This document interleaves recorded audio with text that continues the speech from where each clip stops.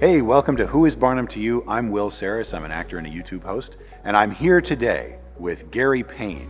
If you look behind Gary, you see this wonderful model of a circus, and Gary has a very interesting story about his involvement with that.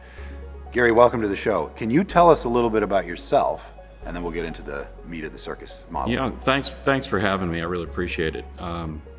I look at the Barnum Museum as a second home, the home with which I'm most associated. I've probably lived in 9 or 10 different homes, but this has been the constant one all my life. I got to know the Barnum Museum and the Brinley Miniature Circus because as a teenager, when I got my driver's license, most teenage boys go in search of teenage girls. This one came in search of the Barnum Museum on a regular basis. I was a volunteer here for a lot of events where they needed extra help. And I got to know Mr. Brinley and the miniature circus. I built my own circus miniatures, and I thought I was the only one who did that until I met Bill. And, wow, here's the second one who does this. Over the years, I became his assistant because he had a second miniature circus that toured shopping malls, county fairs, museums, and the like. And then as years went by, I became more or less the caregiver for the circus that's here at the Barnum Museum. So tell me a little bit about Mr. Brinley, because tell me something first about kind of the time frame. So I'm assuming based on your age that the time you met him was sometime in maybe the 50s and 60s? Late 60s. Late 60s. So then worked with him in the 70s. Okay, and so then when did he really start to do this? Because I think it's earlier than sometimes we think. In the late 20s. Wow. So when he was a teenager, his interest in circus began, much the same as me. My mom and dad took me to my first circus when I was 6 years old in 1961. That was Clyde Beatty-Cole Brothers Circus, and Clyde Beatty was still alive. Wow. He was my hero, as was Walt Disney and my grandfather. And sadly, I lost Walt Disney, Clyde Beatty, and my grandfather all in a very short period of time as a 10 or 11-year-old. And then in my teenage years, P.T. Barnum became more or less my hero, my mentor, and most importantly, my inspiration.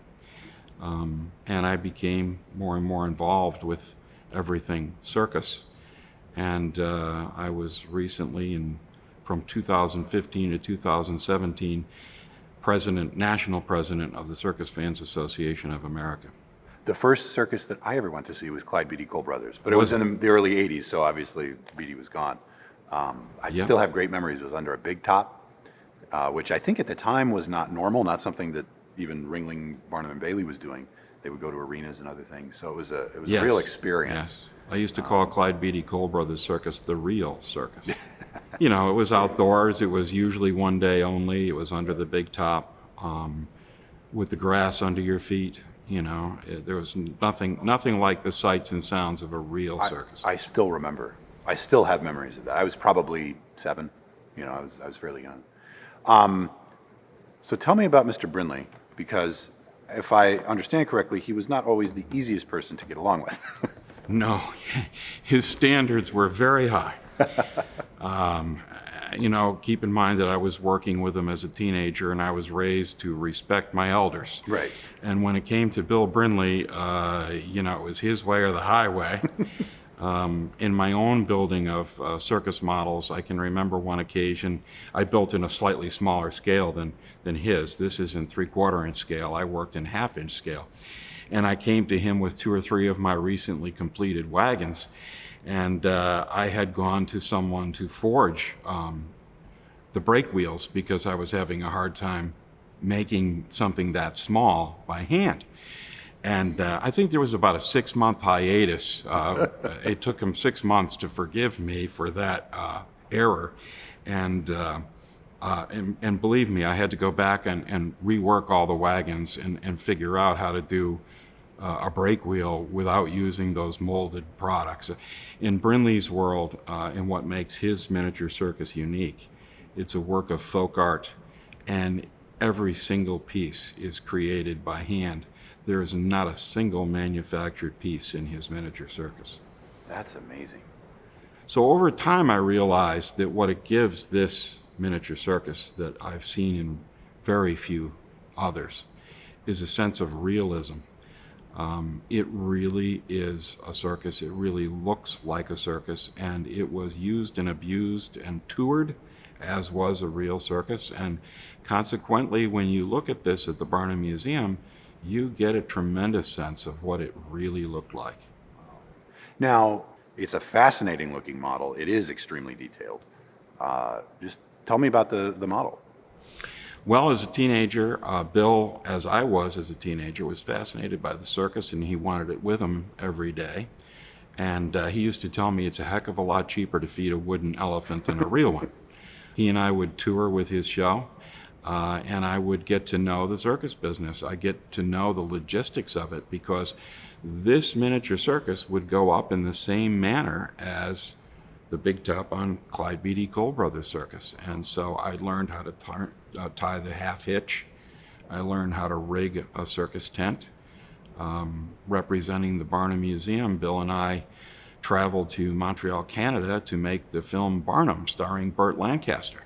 So we got to sit with Burt Lancaster in his dressing room, which very few people can claim to have done, and we talked circus, because Burt Lancaster's first job was as a circus acrobat. Bill Brinley got me in a lot of doors.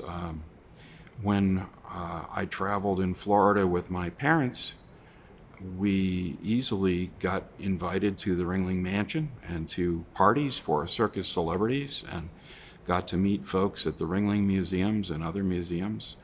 And Bill Brinley taught me how to do all of that. I was accepted backstage at many circuses, and still am, as one of them. Knew how to get myself on the circus train and travel and sleep on the circus train. Just knew all the right people and was in all the right places without being very obtrusive, which is the key to acceptance in the circus world. Wow. Let's cycle back a little bit, because you have a long history, not just with the circus, but with the Barnum Museum and with P.T. Barnum. Tell me about what makes P.T. Barnum special to you. It's as if P.T. Barnum is still alive. He very much is in my life. He is my inspiration. And if I'm asked for advice today on how to handle the struggles of life, it's very simple. Whether your struggles are in business or in your personal life, you can look to P.T. Barnum. His book, his autobiography, Struggles and Triumphs, just like the title suggests, is all about his struggles and his triumphs. And you learn to triumph from how well you are at your struggles. You learn to move on immediately when there's a failure and learn from it, as opposed to wallow in the self-pity. It's amazing to me how relevant those lessons that Barnum teaches are today. He was a man far and above, way ahead of his time. I think that's true. I think, as we've been doing these interviews and videos and learning more about him, I've definitely found that to be true also. Absolutely. What happened to the Barnum Museum with the tornado, for example, Right. is now going to lead to an ever greater Barnum Museum, using the lessons that Barnum taught. And the staff here, they've been here for quite some time, and they know Barnum, not just the lessons. They know P.T. Barnum, the man. And so when you come here in the future, you will also. And I highly recommend you read the book. It's prerequisite to coming here. Sounds good, and I'll have to do that. Thank you for being with us. And I can't wait to hear more about the circus. We're going to talk a little bit about that in another video, and really get down and dirty with it and see what makes it so special. Thank you for being with us, and we'll talk to you again soon. Thank you.